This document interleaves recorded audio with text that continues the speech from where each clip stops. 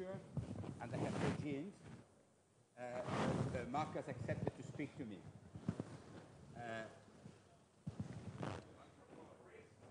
Yeah. They gave me, so I cannot, because I have.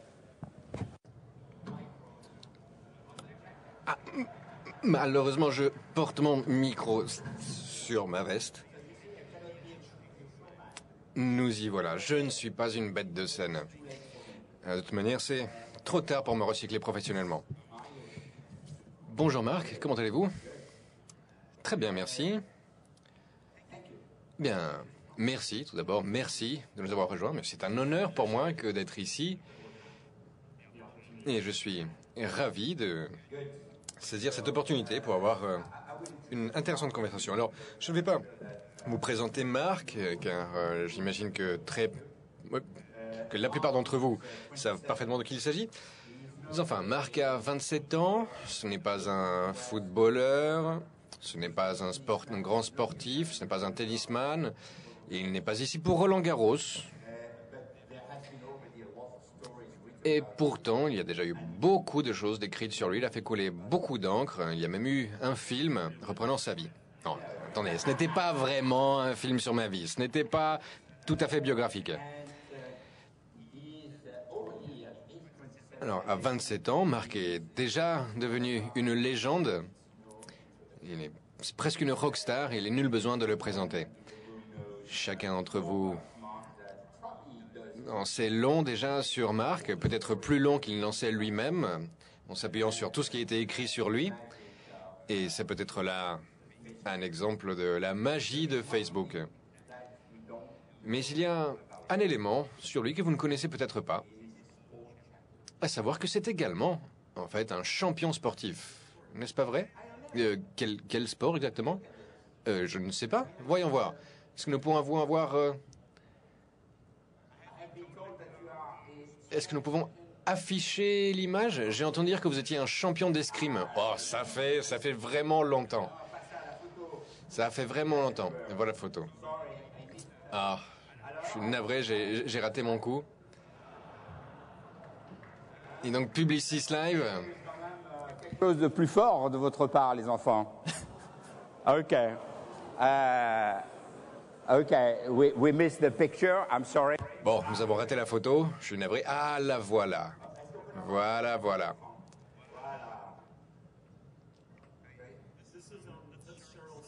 C'est le fils de Cheryl. Je lui apprends l'escrime. On a l'impression sur cette photo qu'il est en train de vous mettre... une tannée. Oui, sur cette photo, d'accord. Marc, j'ai un souvenir amusé. Peut-être que vous ne vous en souviendrez pas. Nous avons partagé ensemble un atelier à Davos. Et c'est là quelque chose d'un peu ironique parce que au cours de cet atelier-là, bien, le sujet était précisément celui de la réinvention des entreprises.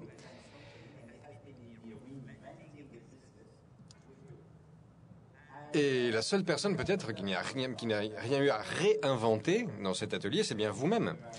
Mais dans cet atelier, tous les dirigeants d'entreprise essayaient de réfléchir à la meilleure manière de privatiser leur entreprise, ou plutôt de faire coter leur entreprise en bourse. Et peut-être que c'est une question qui se pose à votre esprit aujourd'hui. Pas encore, je vous rassure, pas encore. Nous ne pensons pas encore à coter Facebook en bourse. Alors, il faut que je vous pose une question de journaliste. Je suis un peu tenu de vous poser cette question. Vous avez rencontré le président Sarkozy? Comment était-ce? C'était plutôt marrant. C'est la première fois que je le rencontrais. Donc, bien sûr, c'était un grand honneur pour moi que de rencontrer Monsieur le Président de la République. C'était intéressant, je crois, de voir quelle était la couverture médiatique de l'EG8 au cours de ces derniers jours. Et d'écouter les propositions et les priorités, les objectifs de la présidence. Alors je comprends bien où il veut en venir. Et je suis heureux que l'on me donne l'opportunité d'être présent ici aujourd'hui, de participer au dialogue. Je crois que pendant longtemps, les secteurs publics et privés ont travaillé ensemble dans un grand nombre de domaines, et je crois que c'est une illustration de plus ici aujourd'hui. Et je serais ravi de répondre à vos questions ou aux questions de la salle. Écoutez, allons-y. Nous avons de nombreuses questions. Et tout d'abord, bon, j'ai sélectionné une petite liste de questions issues de plusieurs sources, dont Twitter et Facebook. Et puis, après ces questions, nous pourrons avoir un petit dialogue avec le public. Alors, la première question est la suivante. Nous ne connaissons pas exactement le nombre d'utilisateurs de Facebook, mais nous savons qu'il y a plus de 500 millions d'utilisateurs. Ça donne un chiffre en gros. Si vous deviez souligner un seul aspect qui ait attiré autant de gens sur Facebook, lequel souligneriez-vous? Bien. Je ne sais pas si je peux pas réduire ça à un seul élément, mais peut-être que je peux en citer deux. D'accord, nous n'allons pas maquignonner, disons 2 éléments. Bien, je crois que l'un des plus grands avantages d'Internet est que ça permet à chacun de se faire entendre, n'est-ce pas? Cela donne une voix à des gens qui, il y a encore 20 ou 30 ans, n'auraient pas pu partager leur opinion avec le reste du monde, qui peuvent aujourd'hui le faire très aisément. On peut dire ce que l'on pense de quoi que ce soit et le mettre en ligne. Et c'est là un outil particulièrement puissant, qui est une force de démocratisation, qui permet donc à n'importe qui ait accès à un ordinateur ou à un téléphone mobile connecté, c'est-à-dire une portion croissante de la population mondiale, de partager ses sentiments en ligne. Donc c'est un outil très puissant. Le deuxième élément que je soulignerai, c'est que si vous réfléchissez à qui sont les gens avec qui vous avez envie de partager des choses au quotidien, eh bien la majorité des gens répondraient à cette question qu'il s'agit de leurs amis et leur famille. Donc nous avons d'une part la puissance de l'Internet, la capacité à partager ce que l'on souhaite avec qui l'on veut, et de l'autre côté, eh bien ce public et ce réseau privilégié, préférentiel, les amis, la famille. Et je crois que c'est ce mélange-là qui a attiré autant de gens sur Facebook. Vous savez, j'ai créé cette entreprise quand j'étais à l'université.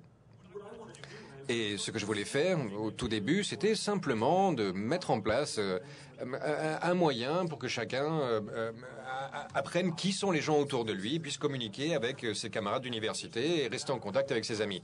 Et il se trouve qu'au cours de ces 7 dernières années, cette entreprise a crû considérablement, et a largement dépassé le cadre de mon université ou de l'université en général. C'est devenu quelque chose de pratiquement universel dans le monde. Mais, Marc, vous savez que vous n'avez été que 2e dans votre domaine, parce que MySpace a été créé légèrement avant Facebook. Et lorsque Facebook a commencé, MySpace bénéficiait déjà de quelques millions d'utilisateurs. Mais plus personne ne parle de MySpace aujourd'hui. Alors, quelle a été cette formule magique qui a créé le succès de Facebook? Eh bien, dès le départ, nous nous sommes concentrés sur... nous avons voulu nous assurer que les gens partageaient leur identité authentique et qu'ils partageaient des choses avec leurs véritables amis, leur véritable famille. Donc c'est cette base-là, cette assise sur la réalité qui a toujours constitué la fondation de Facebook et ce qui fait de Facebook Facebook. D'autres médias sociaux sur le web, qu'il s'agisse de MySpace ou de la blogosphère aujourd'hui, tous ces médias-là ne se concentrent pas sur la création d'un réseau où les identités sont authentiques. Alors, chacune des deux approches a ses avantages, mais l'avantage de l'approche de l'identité réelle est que l'on peut trouver ses amis très facilement parce que leur nom réel est trouvable, donc se connecter facilement et partager facilement avec ses amis. Et je crois que c'est cela que la plupart des gens veulent faire au quotidien. Par ailleurs, la raison pour laquelle Facebook n'est pas encore hégémonique, et c'est une bonne chose, c'est qu'il y a également une valeur ajoutée au fait de pouvoir conserver son anonymité sur un réseau social. Donc je crois que les deux approches sont viables et les deux approches vont pouvoir se développer à l'avenir. Mais je crois que ce qui a distingué Facebook, c'est cette assise sur l'identité réelle des utilisateurs. Alors, je comprends tout à fait et je crois que chacun peut comprendre l'intérêt de s'appuyer sur cette identité réelle et sur des faits réels et le fait que ce soit essentiel. Mais le fait qu'aujourd'hui des générations entières utilisent Facebook, eh bien, comment pensez-vous que ces jeunes gens vont évoluer et comment pensez-vous que Facebook les aura influencés? En quoi Facebook va favoriser l'émergence de la transparence, du partage, de l'ouverture par comparaison peut-être à ce que vous avez vous-même connu dans votre génération, parce que vous êtes par définition né avant l'ère de Facebook? Bien, je crois qu'un des éléments les plus importants, que la transparence, de manière idéale, idéalement, la transparence permet aux meilleurs produits de remporter la mise ou aux meilleurs restaurants d'attirer le plus de clients. Si je cherche un restaurant, eh bien, avant l'ère de l'Internet, avant l'existence d'outils qui permettent de comparer les restaurants ou d'avoir des recommandations d'utilisateurs, eh bien, peut-être qu'on aurait pu demander leur avis à quelques connaissances ou peut-être qu'on allait expérimenter les restaurants les uns après les autres. Mais aujourd'hui, avec l'Internet, on peut réunir les opinions et les avis de millions d'utilisateurs et j'espère que cela permettra simplement aux meilleurs eh bien, d'atteindre les sommets dans une sorte d'écosystème de la qualité. Vous savez, notre métier, c'est la publicité. Tiens, c'est le mien aussi. Je ne veux pas trop l'ébruiter, mais c'est mon métier aussi. Mais oui, non, Publicis est en train de devenir un nain par rapport à Facebook dans ce métier de la publicité. Alors, sur Facebook, bien sûr, le fait d'aller à un film, par exemple, en soi, d'assister à un film, constitue en soi une expérience sociale. On y va avec les amis, ou les jeux vidéo sont aussi des expériences sociales. Et ça me rappelle une conversation que j'ai eue un jour sur la publicité des films. Et je crois que le problème que j'ai aujourd'hui, c'est que avant, je pouvais avoir de bonnes publicités. Je pouvais publier de bonnes publicités et m'assurer une bonne fréquentation de mon film pendant 2 bonnes semaines. Mais aujourd'hui, la médiatisation des films est telle que, avant même que le film ne sorte, les gens ont l'impression de le connaître déjà par cœur, avant même de l'avoir vu. Donc j'entendais certaines personnes tenir ces propos-là. Et je me disais, non, mais c'est fabuleux. Les mauvais films, c'est formidable si les mauvais films échouent et les bons films trouvent un public. Donc je trouve ça formidable que chacun ait l'opportunité de partager son avis. Je crois que c'est ça le monde vers lequel nous allons, un monde dans lequel les meilleurs produits peuvent surnager et chacun peut participer à ce succès de la qualité. Donc j'espère que tout ceci nous amènera tout simplement à de meilleurs produits, à de meilleures expériences dans le monde. Oui, je me demande souvent pourquoi le film sur Facebook a eu un tel succès. Peut-être est-ce grâce à sa publicité sur Facebook.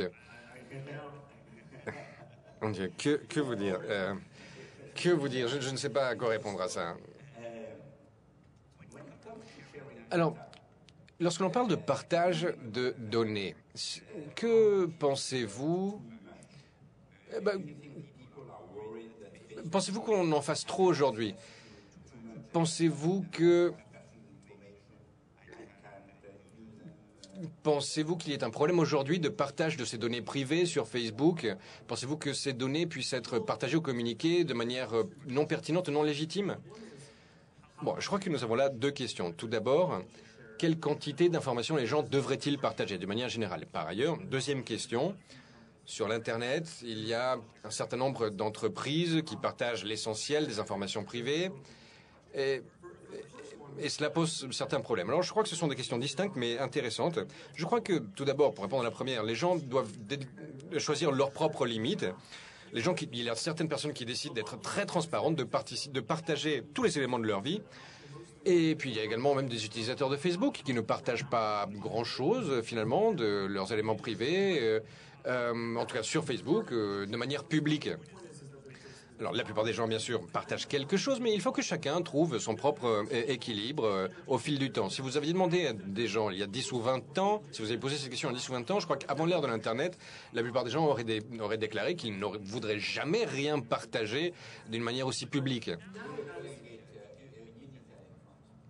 Ah oui, à l'époque du Minitel, dans l'antiquité du Minitel. Mais je crois qu'aujourd'hui, au fur et à mesure que de nouveaux outils sont développés, les gens trouvent de la valeur dans de nouvelles activités, dans de nouvelles formes de partage, qu'il s'agisse de pouvoir publier un album photo en ligne et de pouvoir le partager avec ses amis de vacances, plutôt que de faire des tirages physiques. Vous savez, les outils de localisation aujourd'hui deviennent de plus en plus importants. Ce sont des services qui bourgeonnent aujourd'hui, qui sont à un stade embryonnaire, mais nous découvrons petit à petit la valeur qu'il y a à découvrir lequel de nos amis se trouve dans notre environnement immédiat. Bien, ces services-là évoluent et deviennent de meilleurs chaque jour et proposent toujours davantage de valeur. Donc je crois que c'est à chacun de trouver ses propres limites de partage. Par ailleurs, je crois que les utilisateurs et les gens qui partagent des informations en ligne savent choisir les entreprises à qui elles peuvent faire confiance. C'est un secteur si compétitif, si concurrentiel. Alors, vous avez mentionné toujours MySpace et les raisons pour lesquelles Facebook a remporté la mise, pour ainsi dire. Bien, je crois que l'on pourrait répondre en faisant allusion à ces effets de réseau. Une fois que l'on fait partie d'un réseau, c'est difficile de le quitter. C'est une opinion, en tout cas, que certains défendent, mais je crois que ce n'est pas vrai. À un moment, MySpace a pu avoir 100 millions d'utilisateurs et Facebook 10 millions. Et à cette époque, Yahoo essayait d'acheter Facebook pour $1 milliard pour nos 10 millions d'utilisateurs. Et tout le monde me disait que j'aurais été fou de vendre. Mais je crois que, à l'arrivée, ce sont toujours les meilleurs services qui gagnent. Et les gens voulaient un service où ils pouvaient partager des choses avec les personnes qu'ils connaissaient effectivement. Et cela nous a permis, en quelques années, de dépasser MySpace. Donc, je tends à croire que l'Internet est un domaine particulièrement concurrentiel et que les consommateurs et les concurrents savent choisir les meilleurs services. Donc, vous avez résisté à la tentation d'encaisser un chèque de $1 milliard à 25 ans? J'avais 22 ans, en fait. Seulement 22 ans. Ah, donc à 25 ans, vous ne l'auriez peut-être pas refusé, mais à 22 ans, c'est plus compréhensible, sans doute. Donc, hier et aujourd'hui, nous avons été très préoccupés par l'avenir du web. Et au cours de ces 2 journées, eh bien, les débats se sont beaucoup concentrés pour essayer de dégager un certain nombre d'idées, peut-être un certain nombre de lignes directrices que nous pourrions proposer au sommet du G8 demain.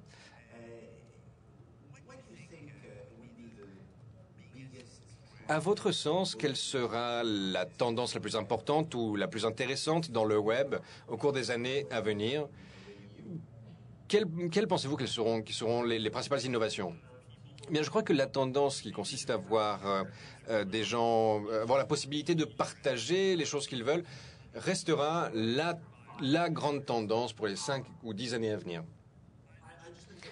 Je crois tout simplement que nous sommes plus près du début de ce phénomène que de sa fin.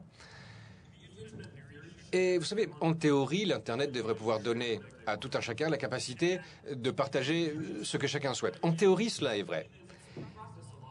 Et en pratique, cela reste bien plus vrai aujourd'hui que ça ne l'était il y a 10 ou 20 ans. Mais aujourd'hui encore, beaucoup de gens encodent leur propre site web et développent leurs propres outils pour partager ce qu'ils souhaitent partager. Et je crois que des outils tels que Facebook ou d'autres réseaux sociaux ou d'autres médias sociaux deviennent à la fois bien meilleurs et plus coûteux dans leur développement de nouveaux outils de partage. Alors, je peux vous parler de la stratégie de Facebook en ce sens. Notre propre approche consiste à dire que il n'y a peut-être qu'une ou deux choses qu'une entreprise puisse faire véritablement bien. Et je crois que nous comprenons la dynamique fondamentale de ce genre de réseau social, de réseau d'amis. Mais il y a beaucoup d'autres fonctionnalités, beaucoup d'autres produits qui devraient être inventés, qui devraient être intégrés dans les réseaux sociaux et que nous ne saurons pas faire. Alors, je pourrais vous en donner plusieurs exemples. Par exemple, Game On. Quel jour sommes-nous déjà aujourd'hui? Je ne sais plus, mais vous perdez le fil parfois. Alors, voilà une information croustillante pour le public. Parfois, M. Zuckerberg perd le fil de ses pensées et ne sait plus où il est. Donc, il y a 4 ans, donc, hier ou aujourd'hui à Palo Alto, nous avons développé une plateforme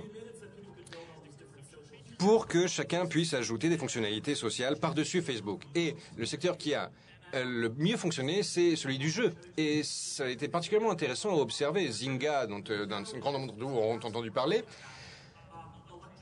a dépassé en valeur Electronic Arts aujourd'hui, qui était un peu l'opérateur historique des jeux sociaux. Et je crois que ce qui s'est produit, c'est que les gens ont découvert qu'ils préféraient jouer à des jeux avec leurs amis. Donc Electronic Arts permettait à des gens de jouer à certains jeux avec leurs amis sur leur console. On pouvait s'asseoir dans son salon et jouer à la console avec ses copains. Mais Zynga a introduit la dynamique sociale dans les jeux eux-mêmes, comme l'ont fait par la suite d'autres entreprises. Alors, je crois qu'une entreprise britannique a été achetée pour un demi-milliard de dollars, d'autres entreprises pour $1 milliard l'année dernière. Donc il s'agit bien d'entreprises tout à fait réelles qui se sont un peu greffées sur la plateforme Facebook pour bâtir des applications sociales. Alors pourquoi est-ce que le jeu est arrivé en premier dans le secteur? Bien, je crois que le jeu est par nature social. Et un des développements que nous allons voir bientôt survenir, c'est d'autres expériences médias, par exemple la musique sociale, les films, la télévision, l'information, les livres. Je crois, sont autant de choses que les gens aiment naturellement partager avec leurs amis. Ce sont de belles illustrations d'applications dans un secteur qui deviendront plus social au cours des années à venir. Alors, est-ce que Facebook va le faire? Non. Aucune chance. Nous n'avons pas ce qu'il faut pour être une entreprise cinématographique ou de musique. Ce n'est pas ça notre métier. Mais je crois que nous avons un rôle à jouer pour permettre à ces nouvelles entreprises d'être créées et de produire de nouveaux contenus tout en devenant plus social par nature afin que les gens puissent partager ces contenus en ligne. Alors je crois que nous allons voir ce genre de transformation dans le secteur au cours des 3, 4, 5 années à venir. Nous allons voir le même type de phénomène que nous avons vu dans le domaine du jeu.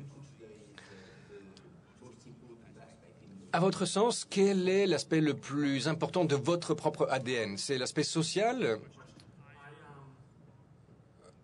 C'est une question intéressante. Lorsque j'étais à l'université, je faisais à la fois de l'informatique et de la psychologie.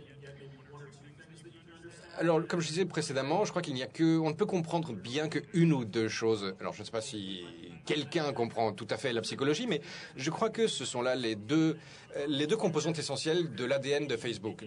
D'un côté, nous sommes bien sûr une entreprise de technologie, mais par ailleurs, nous nous efforçons de comprendre les dynamiques sociales. Nous avons un principe que nous appellerons l'ingénierie sociale au sein de notre entreprise. Et vous savez, vous pouvez concevoir des produits sociaux très différemment en fonction des interactions sociales en jeu dans d'autres produits.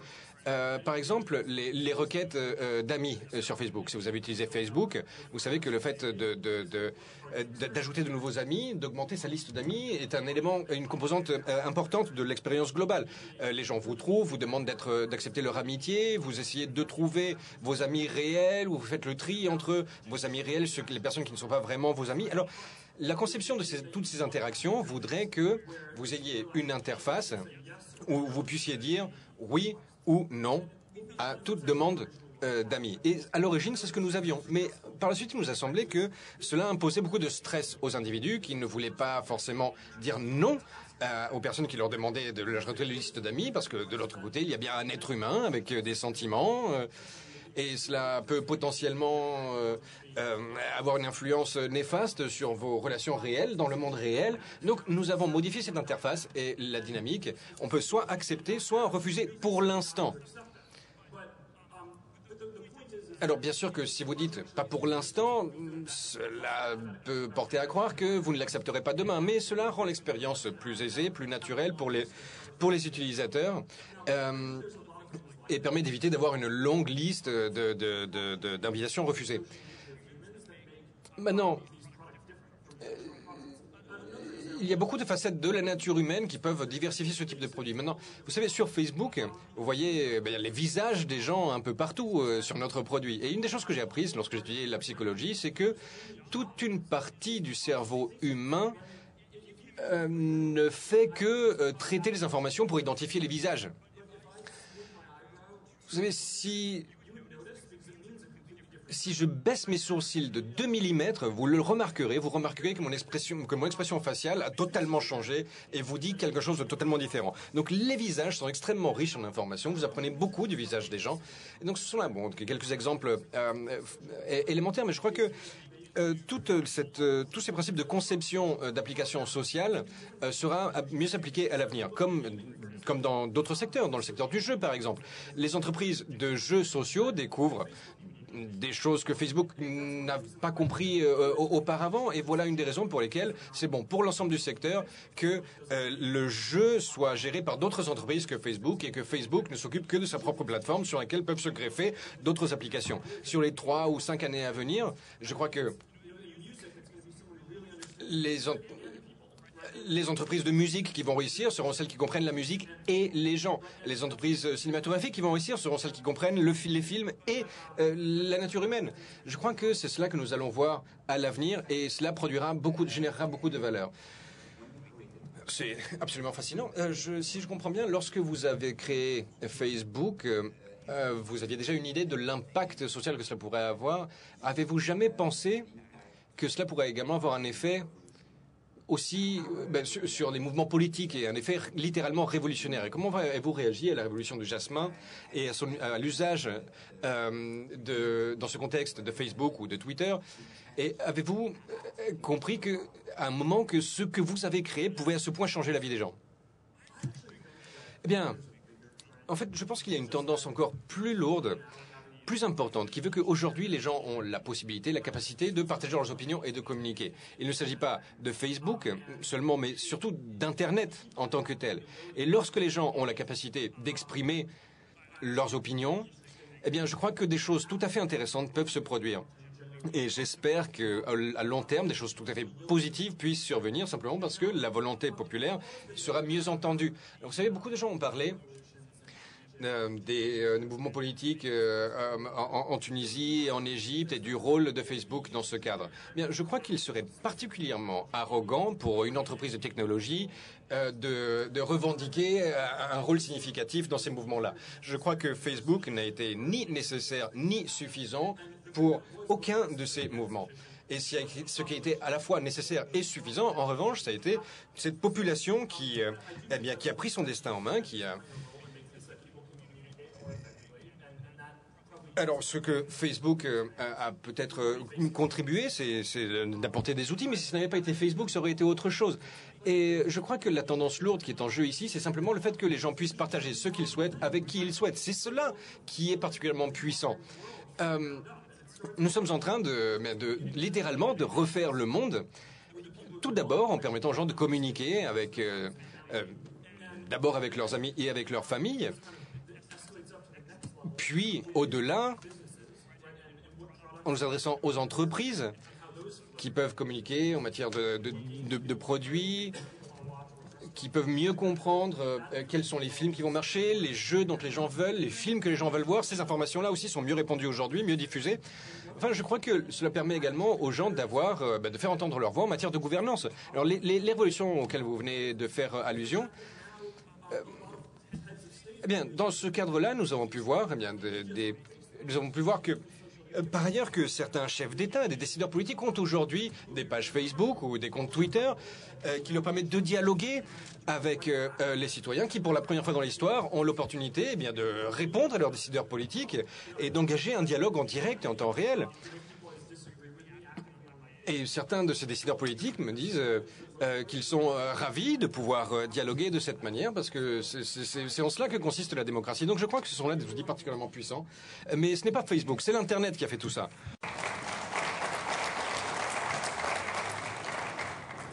I think nevertheless.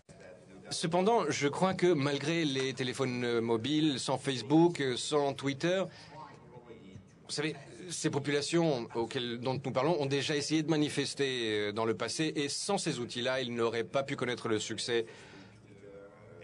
En l'occurrence, je crois que Facebook, Twitter, les SMS ont été un outil puissant pour leur permettre de se rassembler, de manifester publiquement et de le faire savoir par ailleurs. Parce que dans la plupart de ces pays qui vivent sous des dictatures, eh bien tout est bouclé, tout est verrouillé. Donc, je crois que bon, c'est très bien d'être modeste et de relativiser le rôle de Facebook, mais en fait, je crois que Facebook a été particulièrement puissant.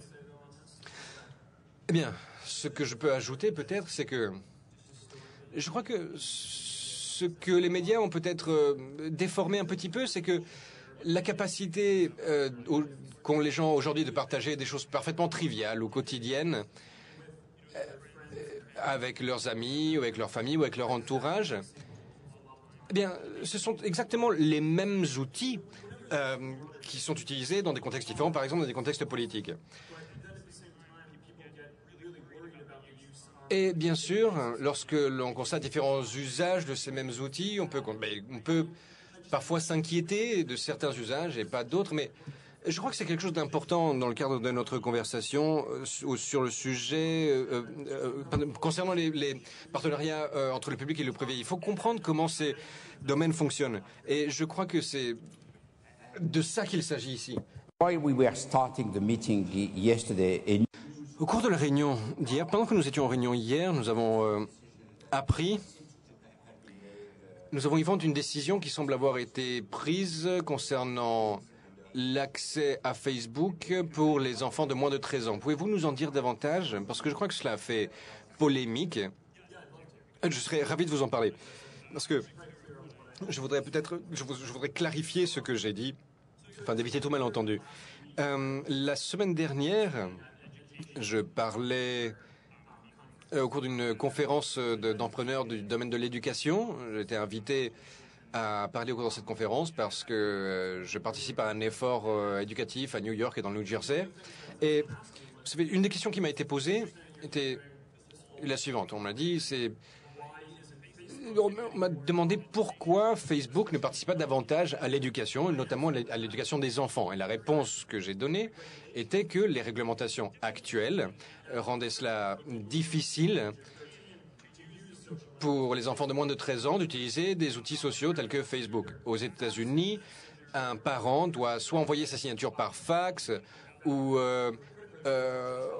authentifier grâce à une carte de crédit qu'ils autorisent leurs enfants à avoir un compte Facebook. Donc c'est un processus assez lourd et nous ne savons pas encore comment mettre en place un service approprié pour les enfants de moins de 13 ans. Alors je crois que c'est un dialogue important qu'il faudra nourrir, mais c'est tout ce que j'ai dit. Je me suis contenté de dire cela et rien d'autre.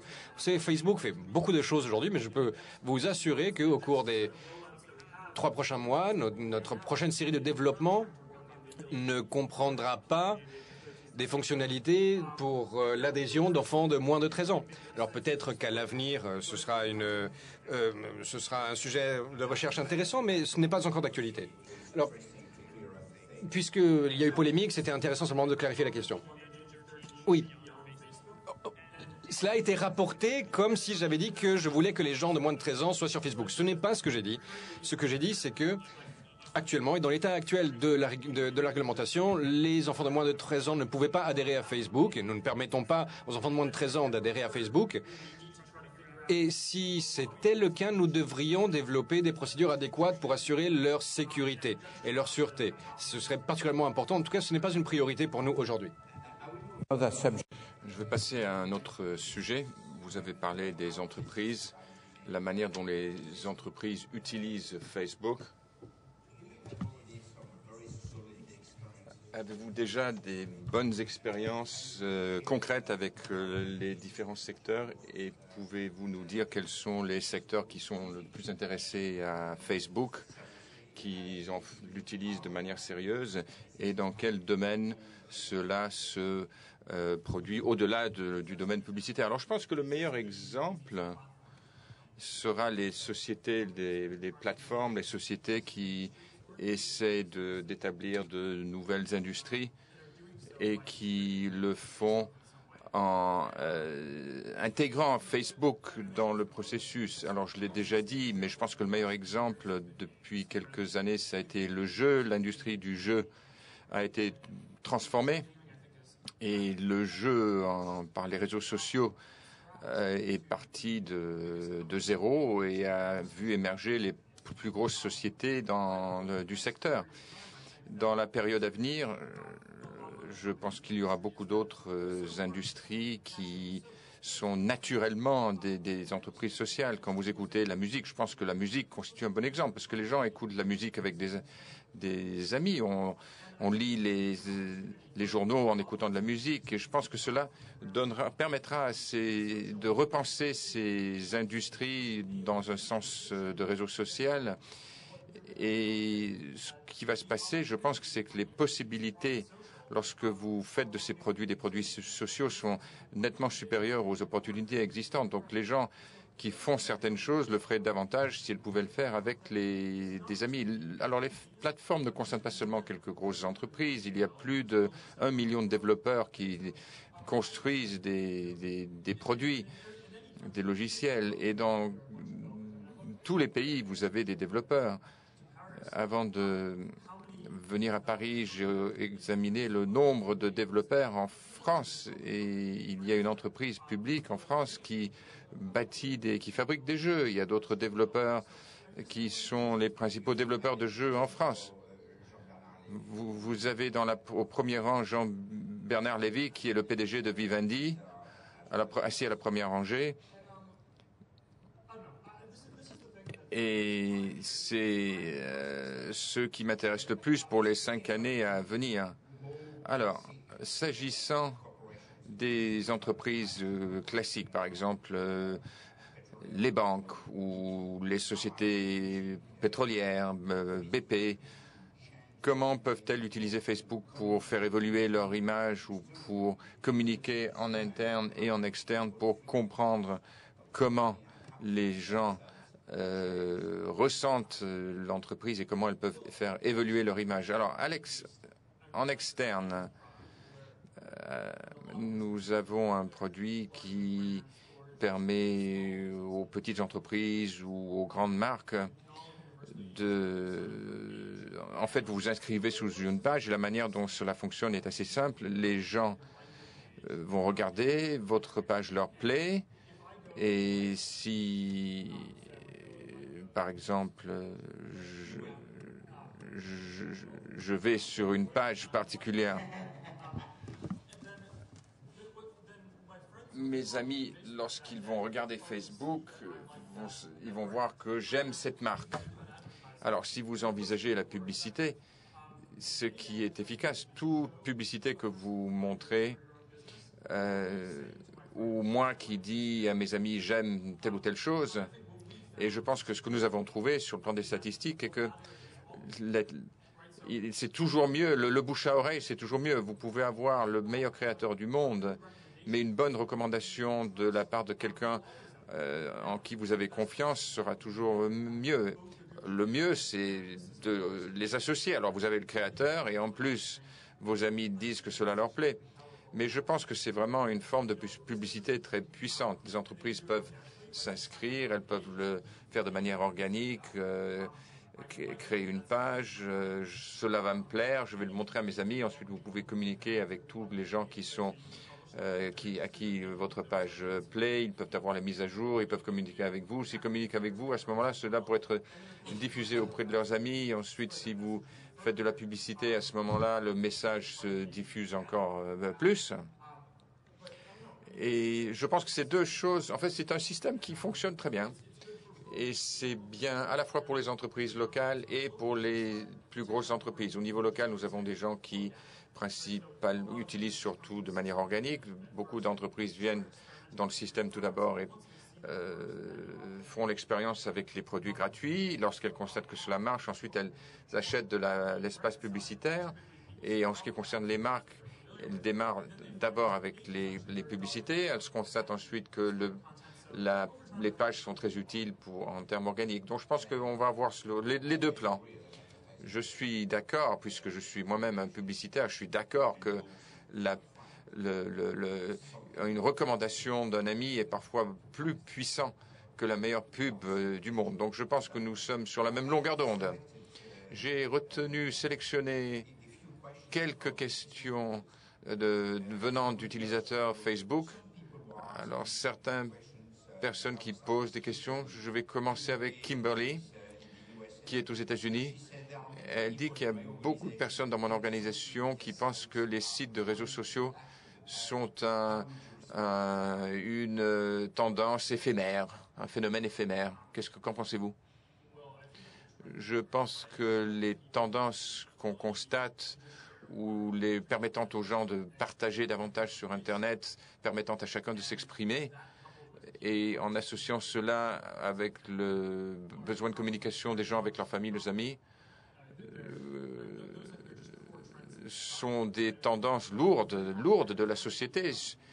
Depuis longtemps, les gens ont acquis de plus en plus de droits et je pense qu'Internet permet aux gens de partager cela. Mais par ailleurs, je pense que les gens ont toujours voulu partager avec leurs amis, leur famille. Donc je ne pense pas que cela va disparaître.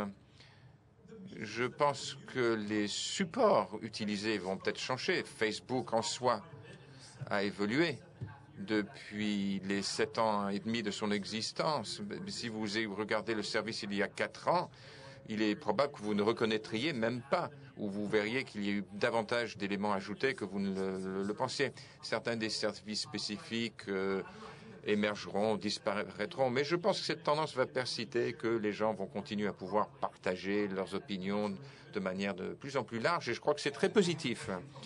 Question de Louise Zané au Brésil. Dans quel domaine ou à quel moment avez-vous constaté le plus grand malentendu de Facebook en tant que produit d'avenir?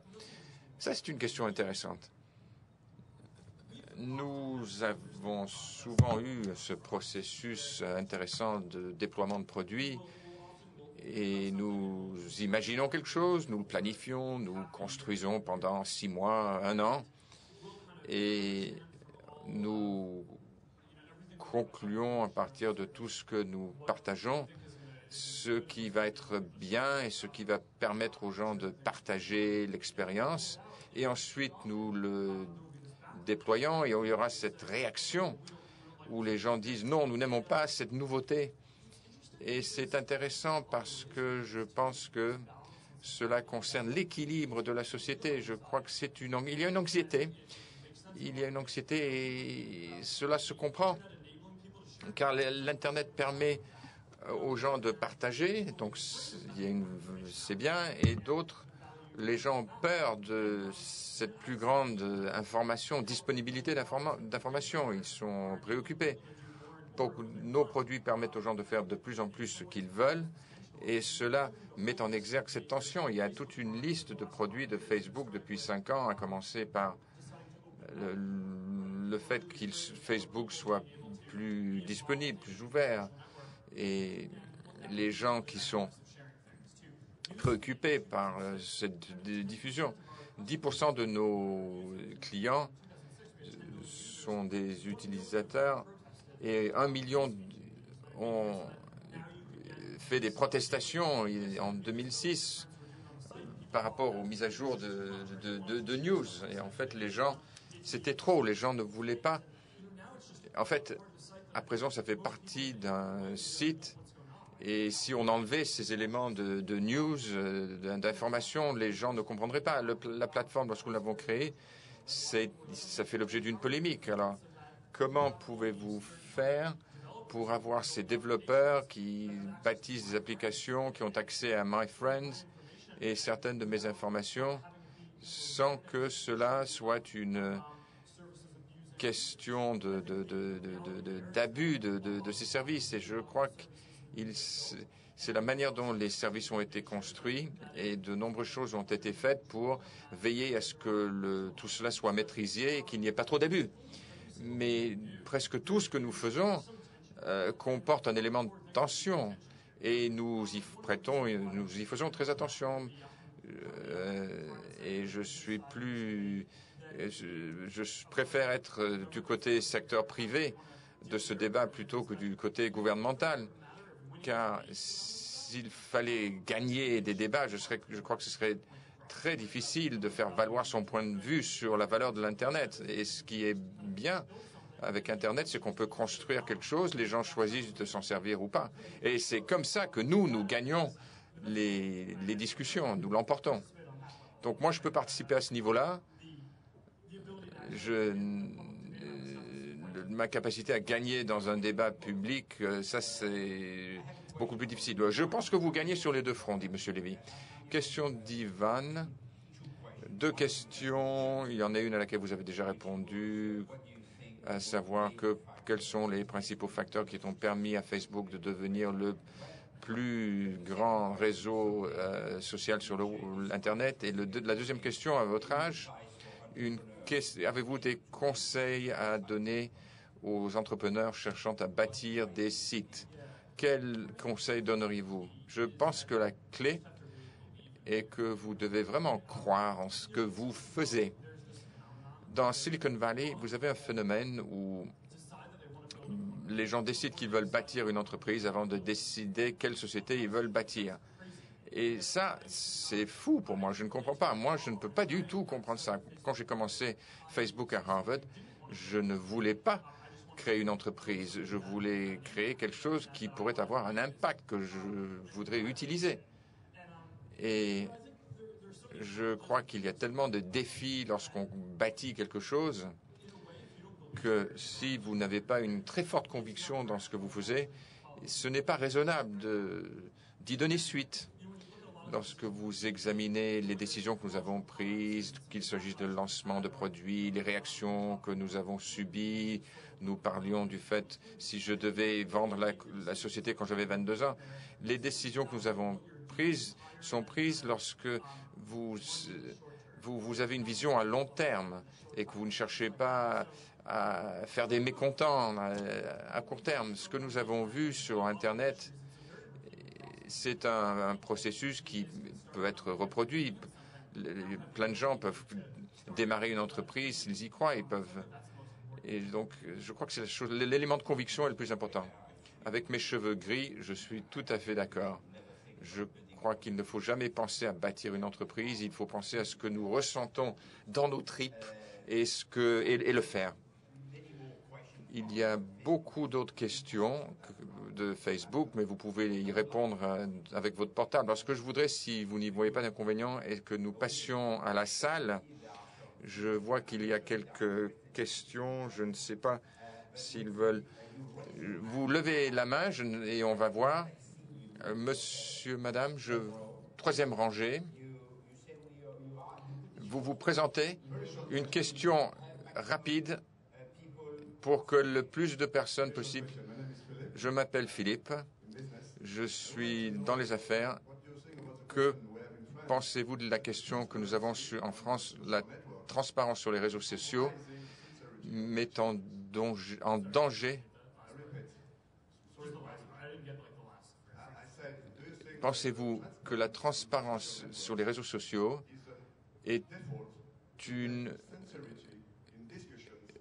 met en cause la sincérité des discussions sur les réseaux sociaux? Dans la question en français, est-ce que ne vous pensez pas que la transparence sur les réseaux sociaux nuit à la sincérité des échanges? Voilà. In fact, what he's saying is that Alors, ce qu'il dit, c'est que comme c'est transparent, est-ce qu'on peut être sûr que c'est sincère, ce que nous constatons ou observons sur les réseaux sociaux? En d'autres termes, est-ce que les gens sont sincères lorsqu'ils posent des questions sur les réseaux sociaux? Sont-ils sincères? Il s'agit de la sincérité.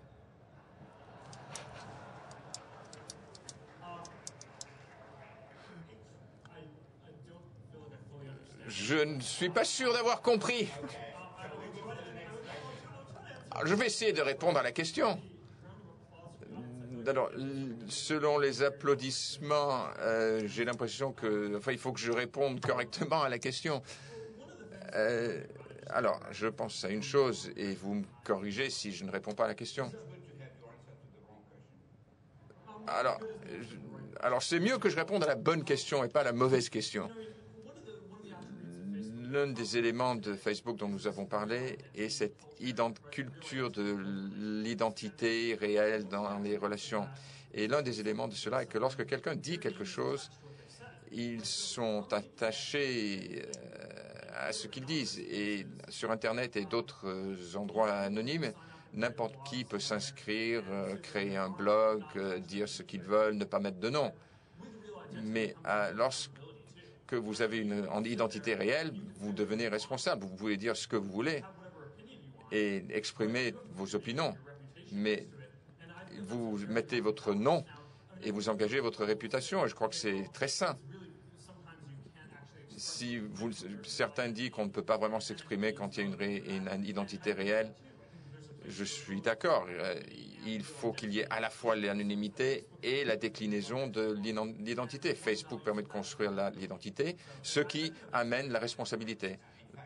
Et en fait, la question est basée sur le fait que c'est vous avez affaire à un Français qui pense que les Français ne vont peut-être pas être très sincères. Question suivante. Tout d'abord, félicitations pour avoir bâti une merveilleuse entreprise et avoir inspiré plein de gens. Tout d'abord, Facebook est l'une des premières sociétés à avoir un impact mondial, mais votre public vient en dehors des États-Unis. 600 millions de consommateurs, je crois. Donc, ce que nous avons entendu, c'est que les 2 milliards de consommateurs à venir vont venir d'Afrique, d'Asie. Comment vous préparez-vous en tant qu'entreprise afin de pouvoir intégrer ces nuances culturelles et bâtir une entreprise qui pourra accueillir les 2 milliards de consommateurs à venir? Alors, en s'agissant des nuances, la culture est très intéressante. Ce qui est très intéressant quand je voyage, il s'agit de voir comment les gens utilisent Facebook dans un pays par rapport à un autre. Et j'ai également la question sur les tranches d'âge. Donc les gens d'une tranche d'âge n'utilisent pas de la même manière que les gens dans qu'une autre tranche d'âge. Alors ce qui est le plus intéressant en observant la croissance de la société, c'est la similarité et pas les différences. Évidemment, il y a des différences. Les gens utilisent le service dans une langue différente. Il y a des développeurs de plateformes locaux qui préfèrent, ici on préfère jouer à des jeux développés par des Français, des jeux en langue française. Mais de manière générale, la manière dont les gens utilisent le service, les éléments de base restent les mêmes. Les gens continuent à vouloir partager des éléments, ils veulent continuer à pouvoir exercer, à s'exprimer, ils veulent partager avec leurs amis et leurs familles. Et sans trop me répéter, je pense que tout le monde à travers le monde a des amis, des parents, et ça c'est vraiment une partie intégrante. Et je pense que le plus pertinent, j'évoquais auparavant la manière dont il y a dans le DNA de Facebook, vous avez la technologie et d'autre part comprendre les gens. Et je pense que la partie comprendre les gens ne sera pas très différente. Ce qui va être différent, c'est la technologie, car dans les 5 années à venir, il y aura beaucoup plus de gens qui vont avoir accès à des produits comme Facebook par le biais de leur téléphone mobile et non par des ordinateurs traditionnels. Lorsque vous bâtissez les applications, ça c'est vraiment ce sur quoi nous nous penchons actuellement. Alors, je passe là-bas. Oui. Vous avez évoqué les téléphones mobiles et nos cartes de crédit sont un autre élément. Si nous étions amis et si je vous disais, on m'a demandé si je voulais fusionner mes données sur carte bancaire et les afficher sur la Facebook. Que me diriez-vous en termes d'avantages et d'inconvénients? Est-ce qu'il faudrait bloquer ça? Et envisagez-vous des joint ventures avec American Express ou d'autres? Non, nous n'avons aucun projet. Vous savez, avant, je parlais de la manière dont chaque industrie a une dynamique sociale différente et je pense que partager les choses que vous achetez est un comportement intéressant où les entrepreneurs vont bâtir des produits. Je peux vous donner quelques exemples pertinents. L'une des sociétés avec laquelle nous avons des discussions qui cherche à être plus sociale, c'est Nemflex. Alors, je ne sais pas s'il y en a parmi vous qui connaissent Nemflex. pour l'instant, c'est principalement un service au Canada et aux États-Unis. Ils essayent de faire partager leurs services et ils ont expérimenté avec différentes incitations afin de procéder au partage. Et si un ami s'inscrit à ce moment-là, vous avez un abonnement gratuit et certaines de ces incitations sont meilleures que d'autres. Et dans certains environnements, l'avantage pour la personne qui partage fonctionne mieux. Netflix a établi que la dynamique altruiste était beaucoup plus efficace en matière de partage. Donc, si vous choisissez de partager Netflix avec quelqu'un d'autre, si vous donnez des mois gratuits d'utilisation du service, alors c'était beaucoup plus performant. Donc, dans tous ces secteurs, il va y avoir des dynamiques différentes et il faut comprendre ces nuances en matière de paiement et la psychologie très particulière en ce qui concerne les paiements. Alors, quand on envisage les paiements interactifs entre amis, donc c'est pour ça que je pense que Facebook ne va pas faire tout ça. Et plutôt que d'essayer de faire tout ça, nous allons cibler la construction de la plateforme pour que celui qui bâtira le produit voudra travailler avec Facebook, de sorte que lorsque vous partagez avec vos amis, le développeur va définir la dynamique et les amis seront ceux avec lesquels vous partagez sur Facebook. C'est comme ça que je pense que nous pouvons avancer.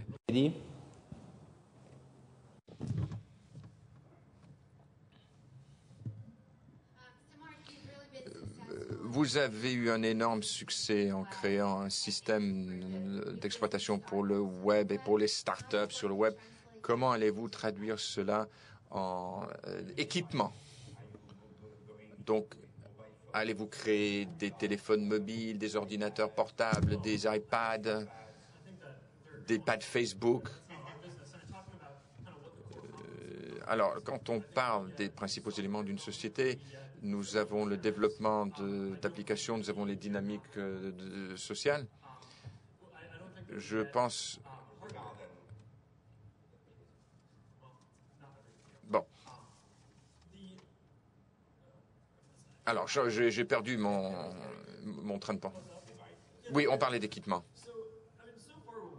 Nous avons ciblé le fait d'avoir de bonnes expériences avec ce phénomène. Donc, nous avons une application iPhone que beaucoup de personnes utilisent. Nous en sommes très fiers. Je l'utilise moi-même, j'en suis très content. Nous avons des Enjoy apps qui sont utilisées.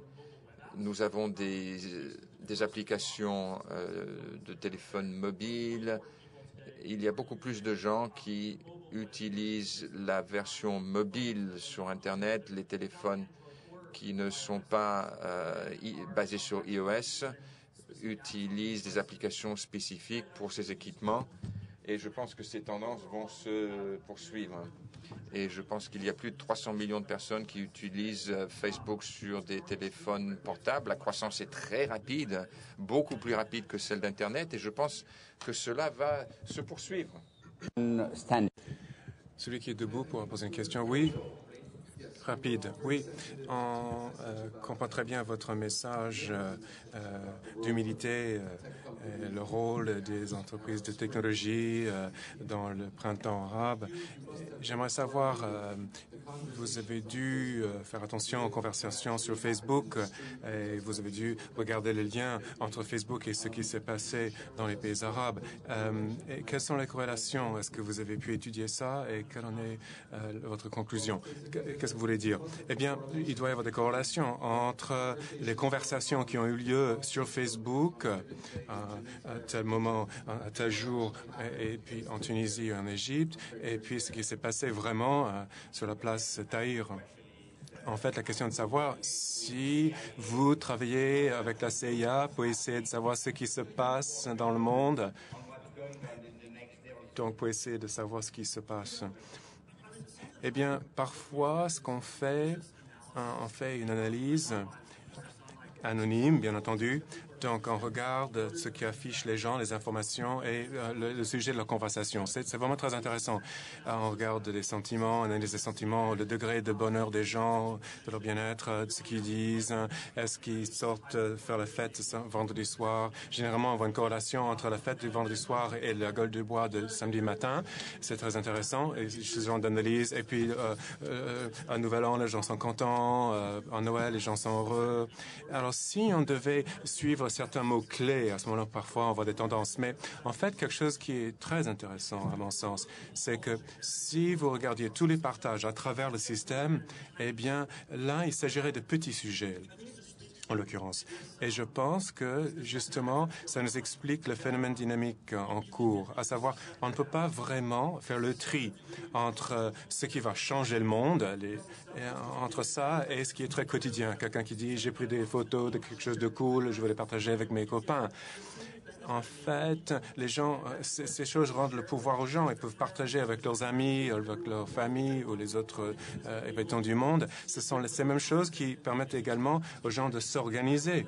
Donc, je pense que c'est un phénomène important à garder à l'esprit. D'un côté, je dois être très réaliste concernant l'implication de Facebook et son influence. Je pense que c'était beaucoup moins important que ce que disent les journaux parfois. Mais en même temps, on voit le débat public. D'un côté, les gens disent oui, grâce à vous, il y a eu ce grand changement, c'est merveilleux. Mais d'un autre côté, en même temps, vous permettez un partage. Le partage, on ne sait pas si on aime trop, on partage des informations sur nous. Et c'est difficile d'avoir le beurre et l'argent du beurre. Donc, on a les règles par rapport au développement de l'Internet, et c'est très important de bien les comprendre avant de savoir ce qui devrait être le gouvernement même de l'Internet. Merci. On doit arrêter maintenant les questions-réponses. On est un petit peu en avance. Et moi, j'ai plus de boisson. J'essaie de boire un maximum, mais de transpirer un minimum. Alors, on aurait deux questions pour vous. Tout d'abord, une question de l'Inde, d'un utilisateur de Facebook. Et je trouve que c'est vraiment très intéressant, car c'est étrange qu'on vous pose cette question. C'est la question qui suit. Qu'est-ce que vous aimeriez laisser au monde? Et qu'est-ce que Facebook devrait apprendre aux jeunes? Donc, c'est intéressant. On parle déjà de ce que vous allez laisser derrière vous. Oui, c'est un peu tôt pour parler de ça. Je n'ai que 27 ans. Donnez-moi un peu de temps. Oui, mais c'est elle qui pose la question, pas moi. Et je pense qu'elle s'intéresse beaucoup à votre réponse. Eh bien, je pense que quand on fonde une entreprise, on a différentes priorités selon qui on est. Il y a certaines personnes pour qui c'est important de savoir comment faire les choses. Pour moi, ce qui est important, c'est la mission même de l'entreprise. C'est-à-dire, je veux donner le pouvoir aux gens de partager, ouvrir encore un peu plus le monde et permettre plus de réseaux. C'est quelque chose que je crois très profondément est important et d'une grande valeur et qu'il faudrait lutter pour que cela se passe bien. Et c'est pour ça que depuis 7 ans et demi, je travaille tous les jours de ma vie là-dessus pour que cela marche. C'est ça qui est important pour moi. Je tiens à ça. Je pense qu'on est beaucoup plus près du début que de la fin. Regardez la façon dont on partage les gens aujourd'hui. Ça reste très primitif par rapport à ce qui sera possible à l'avenir et le pouvoir qu'aura tout le monde à l'avenir. Je crois que ce sera merveilleux et génial. Et je crois que ça vaut la peine de lutter pour y arriver. Si nous, on peut participer un petit peu à cette œuvre, ce serait génial. Une toute dernière question. Demain, vous allez vous réunir avec les chefs d'État et de gouvernement des 8 pays principaux du monde en dehors de la Chine. Et pendant 2 jours, on s'est surtout concentré sur les questions de réglementation ou de manque de réglementation. Quel devrait être le rôle de l'État dans l'Internet? Est-ce qu'il faudrait un système de laisser-faire? Les gens disent qu'il ne faut pas nuire. Par exemple, ma question pour vous. Qu'est-ce que vous aimeriez dire aux chefs d'État et de gouvernement demain? Quel serait le message que vous voudrez partager avec nous aujourd'hui et que vous allez leur communiquer demain? Eh bien, déjà beaucoup a été dit ici. Je pense, par exemple, que souvent, on peut regarder la tendance de fond. Plus de gens utilisent l'Internet et les choses se font. Et on regarde les informations et on se dit, voilà ce qu'on veut et puis voilà ce qu'on ne veut pas. On se fait une séparation entre les deux. Et on essaie de s'organiser pour que ce qu'on ne veut pas ne se passe pas, mais ce qu'on veut va bel et bien se passer. Et pour moi, ce qui a le plus de valeur dans ce débat ou n'importe quel débat, mais le débat dans notre entreprise ou dans les différents secteurs d'industrie, nous aide à comprendre les liens, comment tout est lié. Et c'est ça l'idée de travailler ensemble et de nous aider à nous comprendre nos interdépendances, notre interconnexion. Et puis, pour savoir que si en organisant une règle, on écrit une règle ici, on ne va pas nuire quelque chose là-bas, gêner quelque chose là-bas, ailleurs. C'est un honneur d'être ici, d'avoir été invité, de pouvoir participer à ce dialogue. Dans presque chaque industrie, le public et le privé travaillent ensemble pour essayer de trouver les meilleures solutions, les meilleures évolutions. Tant qu'on comprend comment tout cela fonctionne ensemble, je pense qu'on y arrivera ensemble. Marc, j'aimerais vous remercier beaucoup. Je crois que tout le monde s'associe à mes remerciements.